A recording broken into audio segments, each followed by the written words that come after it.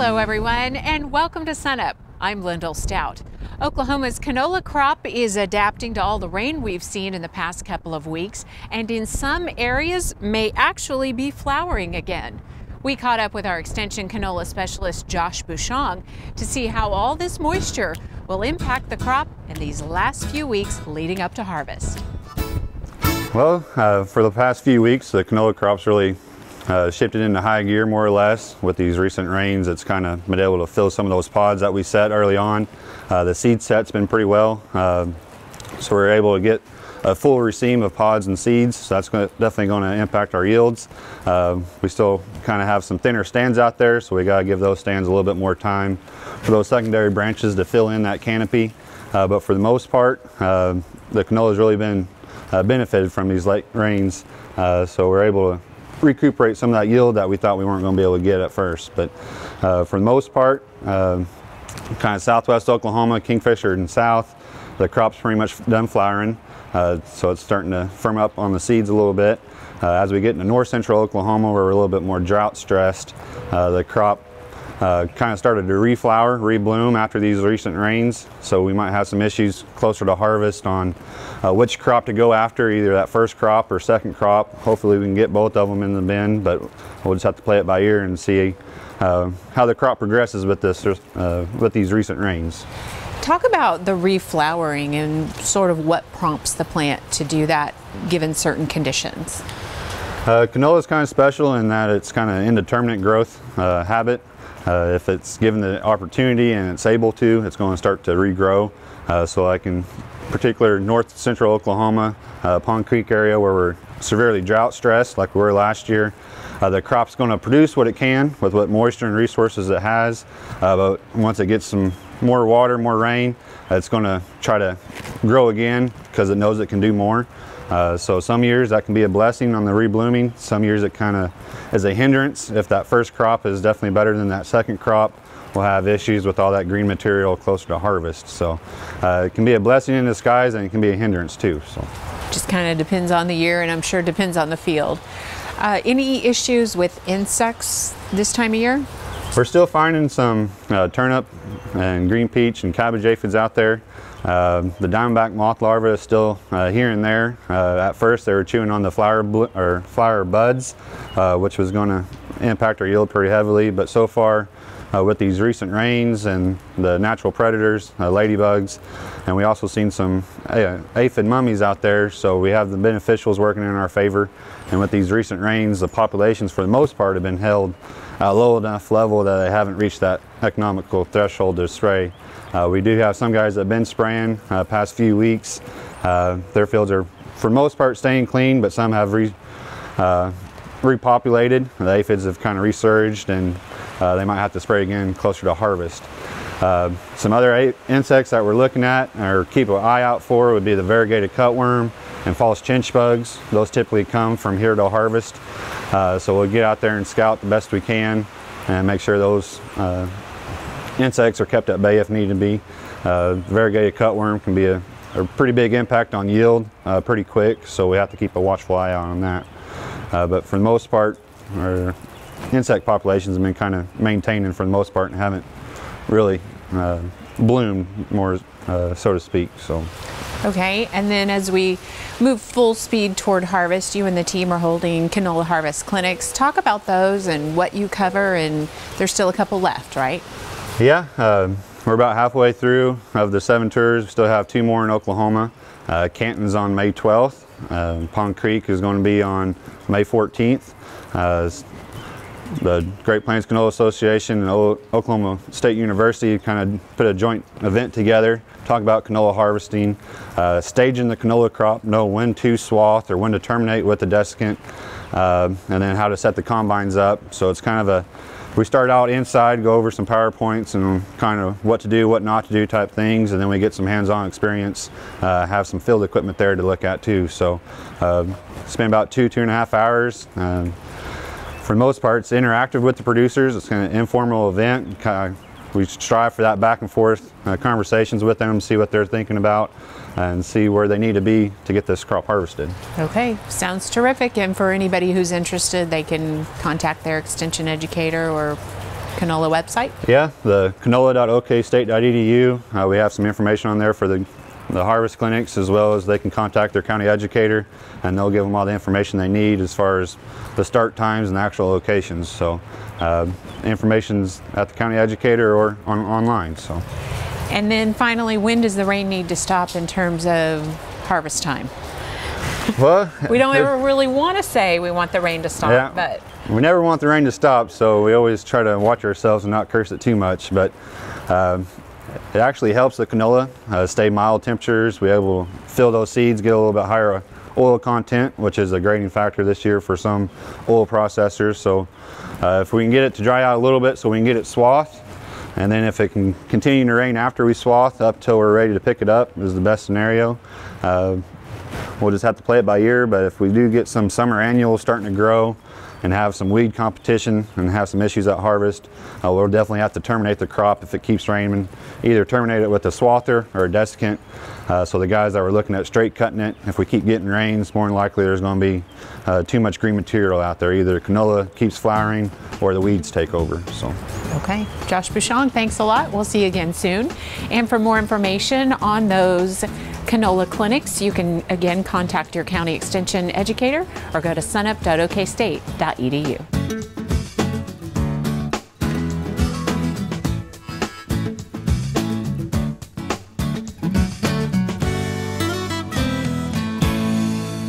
Hi, I'm Al Sutherland with your Mesonet weather report.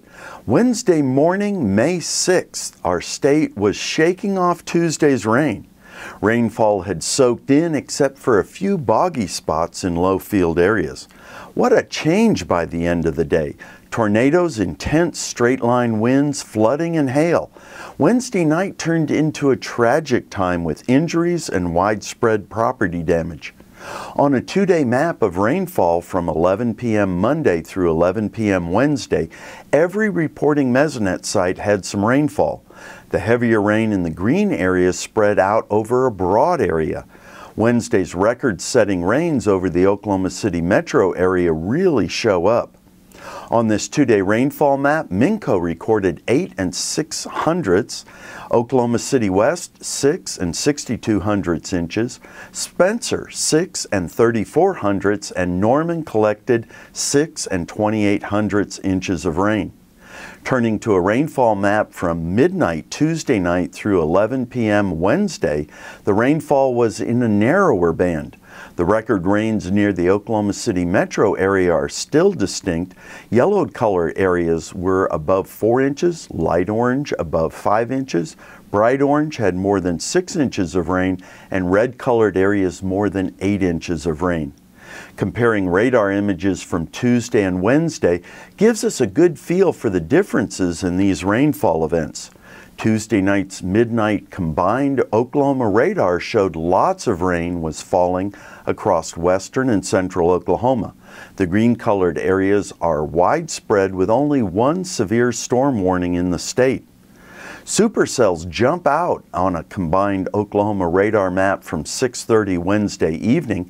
On this map, there were 7 severe storm warnings, the orange boxes, and 2 tornado warnings, the red boxes. Why is parsing out the rain differences important? While many Oklahomans are dealing with flooding, many others could use additional rains to build up soil moisture amounts. A map of the percent of plant available water through May 4th showed a number of locations needed more rain to top off soil moisture amounts, from the surface down to 16 inches. A full tank is when the soil moisture percent is at 100%. Locations that needed more moisture in the top 16 inches of soil were scattered across Oklahoma. Kenton was the driest, having only 34%. Going deeper from the surface down to 32 inches, we see a little more of an east to west pattern of wetter soils in the east and drier soils in the west. Pictures from Grady and McLean counties from Wednesday morning are a reminder of how our recent rains will impact Oklahoma's farms and ranches. Rains will help wheat grain fill. Corn will use moisture to go from short to tall. Rain is moving nitrogen deeper into the soil, turning those plants short of nitrogen pale green. Rain during hay harvest really lowers hay quality. Alfalfa thrives on cooler moisture conditions. Rains are testing infield waterways and flood control systems while filling ponds, streams, and lakes. We hope you get the rain you need while being spared from damaging weather. Thanks for joining us for this edition of the Mesonet Weather Report. Back to canola now, and a SUNUP piece from harvest time a few years ago when we were in the middle of the drought. We take you to the Scott farm in Grant County. Despite the drought and recent hail damage in the field, Jeff Scott is still singing the praises of winter canola. On County Road 830, he'll come. He grew up on a farm and branched out on his own nearly 20 years ago to raise wheat and cattle. When I was approached by Dr. Pieper and Mark Boyles with Oklahoma State to grow canola, I first asked, what is it? That question got answered pretty fast, and now Jeff is considered a seasoned canola farmer. It was 8 years ago when I planted a whopping 10 acres. And so in 8 years, we've gone from 10 acres to 1,500 acres. In fact, Jeff is among a growing trend. Oklahoma producers planted an estimated 130,000 acres of winter canola last fall, twice what they planted just a year earlier. Experts say another large jump is expected this year, especially with canola prices around $12 a bushel. It's a fabulous crop that has turned the economy of my farming situation around from being a wheat and stocker cattle operator to now it's just about 100 head mama cow operation. I run nothing on wheat pasture, and we're a 50-50 canola wheat rotation. Jeff's a big believer in the benefits of rotation and in passing on the knowledge to his son, Seth, age 15. He rented a farm last year and harvested his first canola crop this year, so we have a second generation canola farmer. He came to me and said we have an opportunity to go in halves and run a farm together, and he asked me if I'd like to, and I said, yeah, I'll try it. They run their combines side by side in the field, splitting the work that goes into managing and overseeing the crop. Kind of get the feel for the farm more than just working, actually having ground of my own. He's always been an integral part of the farm. He's been running a combine for 5 years now, so we start him young and bring him up, and it does make me proud to see how the child has grown and the interest that he has in agriculture, and I think he understands the importance of what we do out here to feed our country and the world. Most canola comes from Canada and North Dakota, but Oklahoma is stepping up as a major player, becoming the nation's second leading canola producer. The seeds are crushed and marketed for their beneficial oil. Jeff and his son plant 4 different canola varieties, so harvest can be staggered. Timing is everything. If you're going to be successful with it, you have to become a better manager and agronomist within your farm. By being forced growing canola to become a better farmer, it has made me a better farmer on my wheat. I will see at least a 20% yield increase on my wheat following a canola rotation. I have seen 50% increases. From here, the canola either goes to the nearby elevator, is trucked to Kansas, or it's bagged and stored. At times we don't get enough trucks in to take all the grain away, so here's my new experiment is a grain bag. So I've set up a grain bagging system, so I will load my own trucks, take them to my house, put them into great big grain bags. So they're going to be about 500 foot long, 14 foot wide, large plastic bags that hold approximately 10,000 bushels of grain. Later in the summer, bags loaded with millions of tiny black seeds will be unloaded onto trucks and taken north, all to help meet the growing canola demand and continue to improve Jeff Scott's bottom line.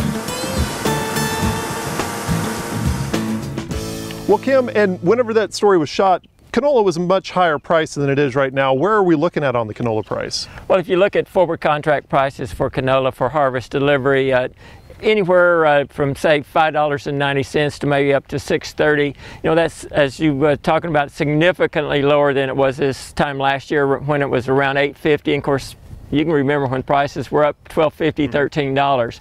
Canola prices have fallen mostly because you've got lower soybean prices, soybean meal prices, and soy oil prices. That's the market that determines our canola price. Now, there are people looking across the state taking a look at the wheat crop on the wheat tour. What are they finding? Well, I think they're finding that the wheat crop is significantly higher than what I was talking about, say 3 weeks ago, 4 weeks ago. I was right at 75, 80 million million bushels.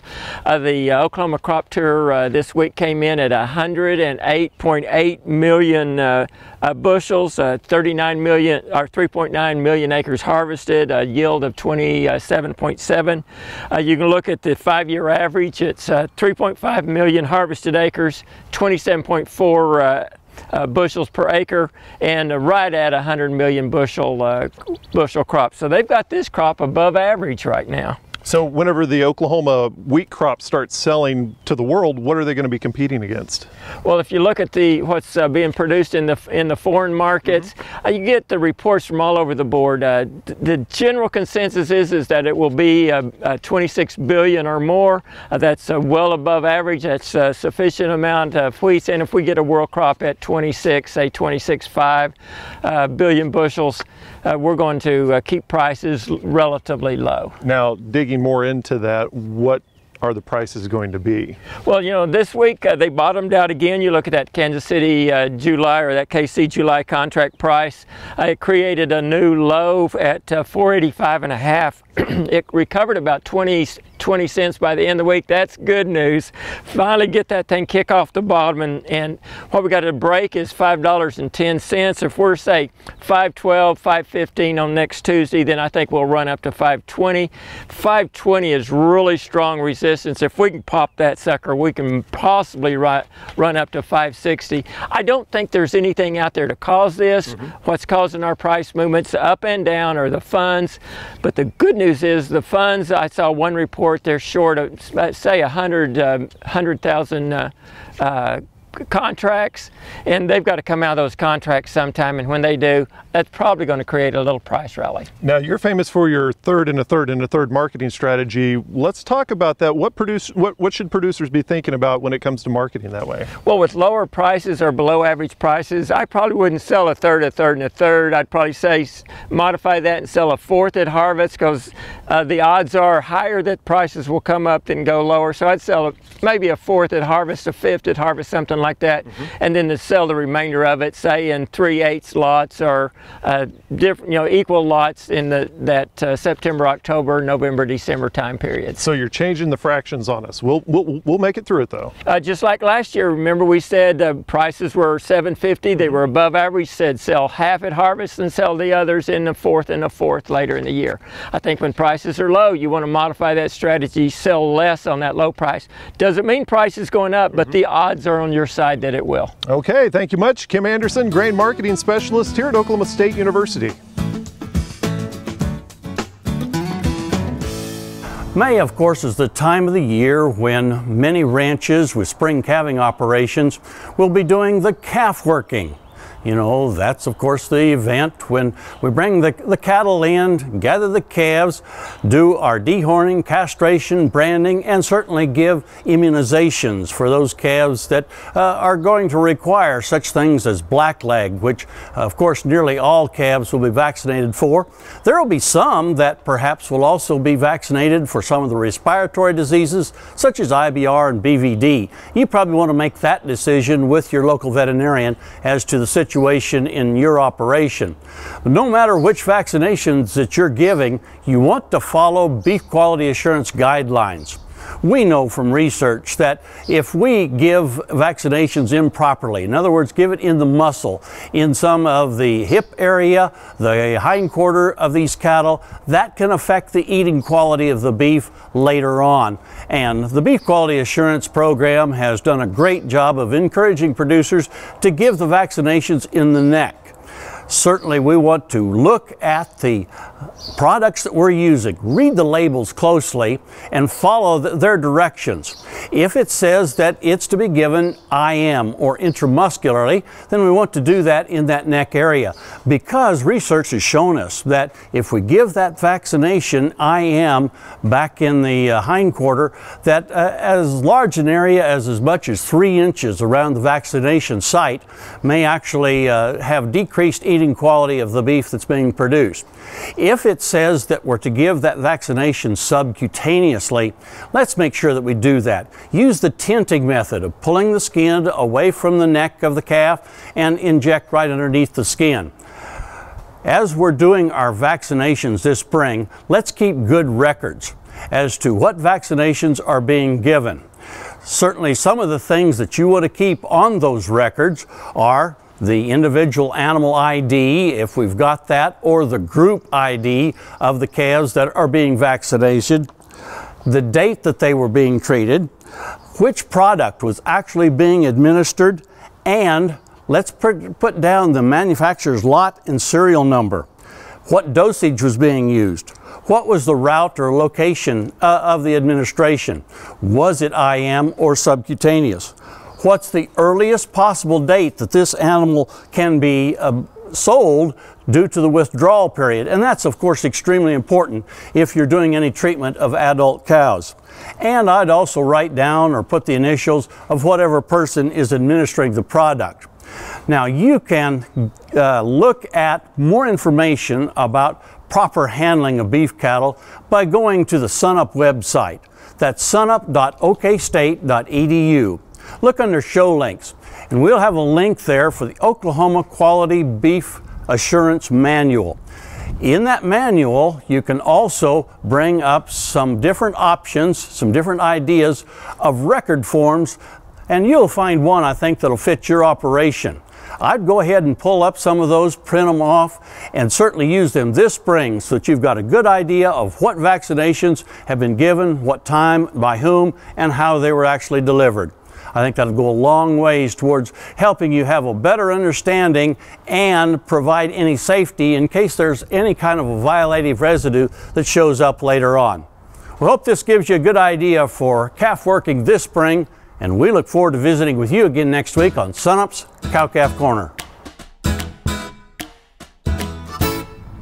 It's been a busy and exciting week for hundreds of 4-H and FFA students from across the country. They're in Oklahoma, taking part in the National Land and Range Contest. The newest member of the SUNUP team, Kristen Loveland, caught up with them at a practice session in Edmond. And we're here today at the 60-something National Land and Range Judging Contest for FFA and 4-H. This is the only national FFA contest that I know of that's held away from the annual conventions. But we'll have nearly 1,000 students and coaches and participants here for the contest on Tuesday or Thursday. Today, Tuesday, is practice. We've got a mock contest set up for land judging and range judging, home site judging, and all of the teams are practicing. We've got soil scientists from Oklahoma, Kansas, and Texas, and range specialists from Oklahoma that are essentially teaching the contest to the students. This is actually my second year. Last year we came as freshmen. We were encouraged by our old ag teacher, Mr. Brooks, to start this, and at first I didn't really think I was going to really enjoy it, but once I got more into it, I decided that this is really something that I wanted to do. We don't have the same soil as everybody else from all around the country. I saw a team from Hawaii here this morning. Well, Hawaii doesn't have near the same soils as we do. So we get to practice, we get to teach, we get to enjoy visiting with the students and coaches. And then Thursday, they'll go to a location that's as yet unknown, where the official contest will be set up. From a land resource management standpoint, and again, I'm biased, but as a soil scientist, I think it's important that the broader public understand the importance of soils and the importance of how we manage them and how that influences their productivity and the amount of degradation that can occur. And an example of that is you have too steep a slope, then you're going to have a higher probability for erosion. And so you want to be thoughtful about devegetating a steep slope for any reason. Well, land judging, it's really important for conservation because we need to see if it is farmable. And if not, we don't need to go ahead and farm it because we want to conserve the land that we have and we want it to be the best possible land. So if we have farmland, obviously that's capable of farming. But if we just have something that you're supposed to graze cattle on, then you don't want to farm that because you could lose, you know, your topsoil, and you could, honestly, you could lose all of your value to the land. You know, I get all kinds of questions about, well, how am I going to fix this problem? And a lot of times the easiest answer would have been to use that land differently. And so this contest provides the students with the basic skills to go out into the world and look at the soils and the landscape and say, maybe we shouldn't till this land, maybe it should be left to grass, or maybe we should build the house in this corner of the lot instead of that corner type answers. Some of the things that I've learned is, like my family, we own a farm in Beggs, Oklahoma, and it has really allowed me to see what portions of the farm are actually farmable and what we should just graze cattle on and stuff like that. And it really, I think it'll be a good life skill for me, because if one of my friends has some land and they need, you know, some evaluation on it to see what they have, then I can always help them. Thanks so much for joining us this week. Remember, you can find us anytime online at sunup.okstate.edu and also follow us on YouTube and social media. We leave you today with a few highlights from the Extension Centennial Time Capsule ceremony this week at the state capitol in Oklahoma City, where Extension educators, former 4-H'ers, and even the governor herself, Mary Fallin, placed letters and items in the time capsule talking about the importance of Extension to the state of Oklahoma. This time capsule will be opened in 25 years, and a second time capsule will be opened in 100 years.